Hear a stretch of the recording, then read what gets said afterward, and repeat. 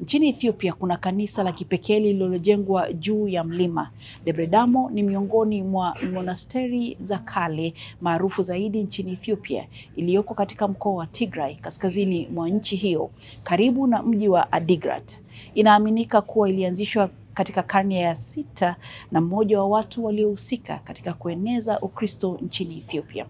Monasteri hiyo ya watu wa Orthodox inajulikana sana kwa eneo lake lililotengwa juu ya mlima kwenye kilele tambarare unaoinuka kwa kuvutia kutoka katika mandhari ya eneo linaloizunguka. Moja ya mambo ya kuvutia zaidi kuhusu Debre Damo ni namna ya kufika juu ya mlima huo. Kwa kawaida, wageni hupanda kwa kutumia kamba nene ya ngozi, wakisaidiwa na watawa au waongozaji wa kanisa hilo. Njia hii ya kipekee ya kuingia imekuwa mojawapo ya alama zinazotambulisha monasteri hiyo. Kijadi, wageni hufika kileleni kwa kutumia kamba hiyo inayoshushwa kutoka juu ya jabali.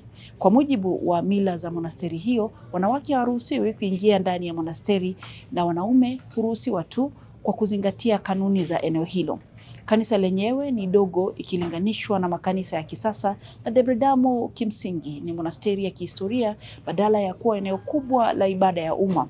Kutokana na ugumu wa kufika katika eneo hilo, mara nyingi wageni wanaokwenda ni wachache.